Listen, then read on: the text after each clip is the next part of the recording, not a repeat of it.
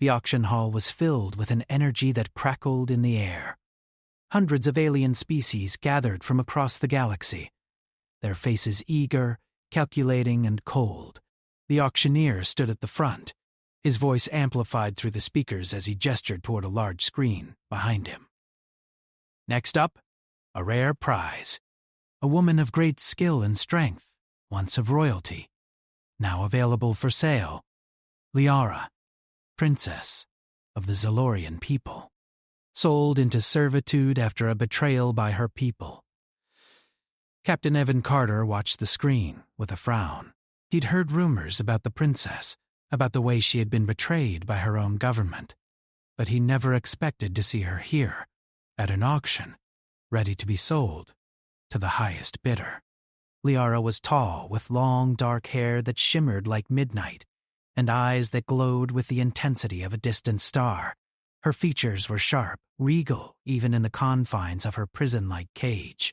She stood with her back straight, defiant, as if she refused to acknowledge her situation, though her clenched fists betrayed the fear and anger within her. Evan wasn't the type to get involved in such affairs. He had his own life, his own crew, and his own mission. He was a human trader, skilled at navigating the complicated politics of the galaxy. But this was different. The auctioneer's voice echoed again, offering her at a starting bid far beyond what he usually dealt with. Yet, something tugged at Evan's conscience. He had no intention of buying a slave, but this was no ordinary slave. She was a princess, and her presence here felt wrong, like something the universe itself had twisted out of shape. A sense of duty gnawed at him. He couldn't ignore it. His hand reached for the control panel beside him, and before he realized it, he'd placed the first bid. The room fell silent for a moment. Liara's eyes shifted toward him, and for the briefest second, their gazes locked. He wasn't sure if it was a look of disdain or something else entirely, but she quickly looked away. "Do I hear a higher bid?" the auctioneer called out, sensing the sudden interest in the air. Another bid followed, this time from a tall alien with pale green skin and black eyes. His fingers hovered over the controls as the tension in the room increased. Evan didn't blink. His decision had been made. He had come here with a clear mission, but this wasn't something he could ignore. He placed another bid, higher than the first, and watched as the green-skinned alien hesitated. The bids climbed, but each time Evan was quicker, his hand moving before the others could react. The alien stared at him, eyes narrowing with hostility, but Evan didn't care. He had something to prove now, not to the crowd, but to himself. After several tense moments, the green-skinned alien finally withdrew with a growl. The auctioneer's voice was triumphant. "Sold." To the human bidder in the corner. "The princess is yours." A murmur spread through the crowd as Evan stood from his seat, the weight of the transaction settling in. He wasn't sure what he had just done, but there was no turning back.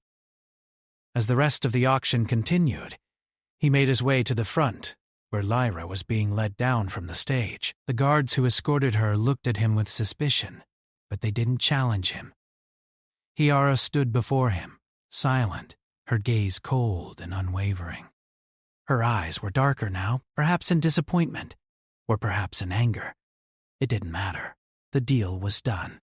Evan led Liara to his ship, the Starlight's Edge, a sleek vessel with a reputation for swift travel across the galaxy. The crew, a small group of humans and aliens, looked on curiously as their captain walked through the docking bay, the princess in tow. Lara was silent, walking with a proud, almost defiant posture, her chin held high despite the chains that now bound her wrists. Evan wasn't sure what to say. He had bought her for reasons that were unclear even to him. The situation felt wrong, yet the decision had been made. He had no idea how to deal with her, how to earn her trust, or even how to convince her that he was not like the others who had wronged her. But one thing was certain. This was far from over. As they reached the ship's interior, Liara glanced around, her eyes scanning every detail of the vessel. She seemed more curious than afraid. Perhaps it was the unfamiliar environment, or perhaps it was because she knew she was now in the hands of someone who, while not cruel, was still a stranger to her. Evan gestured toward a small cabin, offering her a space to rest. "You'll stay here until we can figure things out," he said, his voice softer than he intended. "I don't expect anything from you, not yet." "I just want to make sure you're safe." Lyra's eyes narrowed. "Safe? Is that what you think this is about?" she asked, her voice cold and full of disdain. "You've bought me. My safety doesn't matter to you. You have what you wanted. The rest is just a formality." Evan hesitated. "I didn't buy you to own you," he said carefully. "I bought you to help you. He paused, unsure of how to continue. "I'm not like the others. I can't undo what's happened to you, but I can give you a chance to be free." She stared at him for a long moment, as if trying to decide whether to believe him or not. Then she turned away, walking toward the small bed in the corner. "Free?" she repeated, her voice bitter. "You may have bought me, but don't think for a moment that I'll forget that. Not ever." Evan nodded slowly, understanding her anger. He hadn't expected gratitude, but he also hadn't expected the weight of her resentment to hit him so hard. "You don't have to like me," he said softly, "but I'll do what I can to make things right. I just need your trust." Lyra didn't answer. Instead, she sat on the bed, her back to him, her body tense, as if she were preparing for something. Evan turned to leave, but before he could, she spoke again. "Don't pretend like you understand," she said. "You can't. You don't know what it's like to be betrayed by your own people, to be used like an object. You think you're helping me, but all you've done is trap me in another cage." Her words stung, and Evan could feel the weight of her pain in each syllable. But there was something in her voice, something fragile beneath the anger, that told him she wasn't as strong as she appeared. "I'm sorry," he said quietly, before stepping out of the room and closing the door behind him. In the days that followed, Evan did his best to give Liara space, though he still checked in on her periodically. He didn't know what to say to bridge the growing distance between them. He tried to treat her with respect, as if she were a guest, not a prisoner, but he was constantly reminded of the chains that bound her, both physically and emotionally. Liara didn't speak much during the first few days. She would eat when food was offered, but never with any enthusiasm. She would sleep for hours, but wake up in the dead of night, staring out the small window of her cabin, her thoughts clearly far away. One evening, as the starlight's edge cruised through a quiet stretch of space, Evan found himself standing by the observation window, lost in thought. He was watching the stars, thinking about the mission he had left behind, the one that had brought him to this point, and about Lyra. He wasn't sure what had drawn him to her, what had made him act so impulsively at the auction. Was it her eyes? Her strength? The way she had held herself despite the humiliation? Or was it something more? Something deeper?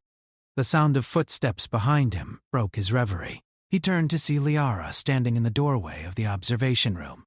She hadn't said a word, but her presence was enough. Evan felt his heart race for a moment, unsure of what she would say or do. "I've been thinking," she said, her voice quiet but steady, "about what you said, about trust." Evan met her gaze. "And?" "I don't trust you," she replied, her eyes unwavering. "Not yet. But maybe, in time, I could. Maybe." Her words were a reluctant admission, but they felt like a breakthrough to Evan. It wasn't much, but it was something. They both knew it would take time, but for the first time since he had purchased her, Evan felt a glimmer of hope. He smiled faintly. "That's all I'm asking for," he said. "Time." Liara studied him for a long moment, her expression unreadable. Finally, she nodded once, before turning and leaving the room. Evan watched her go, feeling the weight of the moment settle in. He didn't know how long it would take or how hard it would be, but he was willing to wait. This wasn't just about the purchase anymore. It was about something far deeper. something that neither of them could have predicted, got both of them hesitant to make the first move, yet neither fully able to ignore the unspoken tension that hung between them. There were moments when their conversations were brief, polite, even kind. But those moments were often followed by silence that felt thick with unspoken words. Liara remained distant, yet there was something different about her. She wasn't as cold as when he had first met her. Every now and then, Evan caught her glancing at him when she thought he wasn't looking, her eyes filled with thoughts that she never voiced. He didn't push her for answers. He had learned by now that rushing would only push her away. The ship was peaceful in the quiet stretches of space they traveled through, and Evan did his best to focus on his work. His crew had adapted to Liara's presence, though they too were careful in their interactions. No one knew how to treat her. She was both a princess and a prisoner, a captive who demanded respect, but it was also caught in a web of complicated emotions. Evan found himself growing increasingly concerned for her. He couldn't explain it, but her pain seemed to seep into him. Every time he saw her standing in the observation deck, gazing out at the stars, there was a sadness in her that he couldn't ignore. He wanted to understand her better, to know what haunted her, but he also knew that forcing her to talk about it would be a mistake. Then came the night that changed everything. Evan had just finished a meeting with his crew when he heard a commotion outside the ship's medbay. At first he thought it was nothing more than a small accident, perhaps a piece of equipment malfunctioning. But when he stepped into the hallway, he found one of his crew members, a young woman named Zara, holding Liara steady as she swayed dangerously on her feet. "Captain!" Zara called out, her face pale.